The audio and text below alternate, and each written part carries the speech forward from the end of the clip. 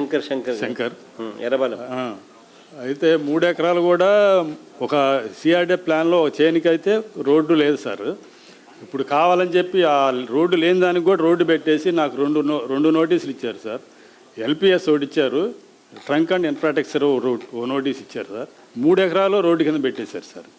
మనం ఒప్పుకోలేదు కాబట్టి ఇప్పుడు వెంటనే కొత్త రోడ్డు తీసుకొచ్చి పెట్టేశారు. రోడ్డు దాంట్లో పోయినట్టు. అయితే ఇప్పటికీ మేము నా పొలంలో నేను ఇప్పుడు వ్యవసాయం చేస్తున్నాను సార్. ఇప్పటికి నేను గేదెలు రాకుండా చుట్టూ మా పొలానికి కంచేసుకున్నాను సార్. నేను వేస్తే నైట్ సిఆర్డీ వాళ్ళు పక్కన కంప తీస్తా, ఆ కంప మొత్తం తీసేసి ఓపెన్ చేసేసారు సార్.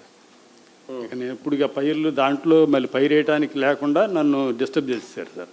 అదొకటి. పోయిన సంవత్సరం లాస్ట్ ఇయర్ ఆగస్టు 20వ తారీఖు నారాయణ గారు నా చేలో నుంచి వాగు తోమేశాడు సార్.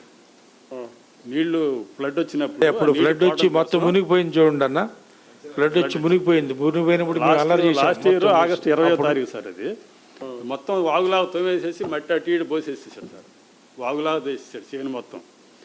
చేసేస్తే తర్వాత నేను మా ఊళ్ళో ఒక తెలుగుదేశం నాయకుడు ఉంటే ఏంటి చేశారని చెప్పి అడిగితే, నీకెందుకు నేను చేపిస్తాను అది ఇది అని చెప్పేసి అతను చేతులు ఎత్తేసాడు సార్. చేయలే. నేను సిఆర్డ్ ఆఫీస్ చుట్టూ తిరిగి ఒక 3 నెలలు తిరిగాను సార్. తిరిగి చెప్తే లాస్ట్కి ఇప్పుడు వాగుదోమే కాంట్రాక్టర్కి చెప్పారు దాన్ని పోడ్చమని. ఈ 3 నెలలు 4 నెలల్లో ఆ తీసిన మట్టి మొత్తం నైట్ తీసుకెళ్ళిపోయారు సార్. అమ్మేసుకున్నారు. నైట్ మట్టి అంతా అమ్మేసుకున్నారు. ఒక నైట్ నేను వెళ్ళి కాపలా కాసి పట్టుకున్నాను. మీ చేనులో ఫస్ట్ తీసిన మట్టి అటు ఇటు పోసారు. కాలువ తీసింది కాక పర్మిషన్ లేకుండా నీకు అసలు ఏం తెలియదు. అసలు నైట్ తీసేసి బుల్డోజ్ చేసి కాలువ తోమేశారు. కాలువ మట్టి అమ్మేసేసుకున్నారు.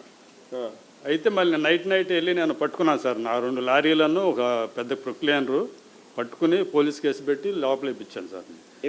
కేసు ఉంది కదా? కేసు ఉంది. అది నేను తర్వాత మళ్ళీ వాళ్ళు కొట్టి పెట్టేశారు.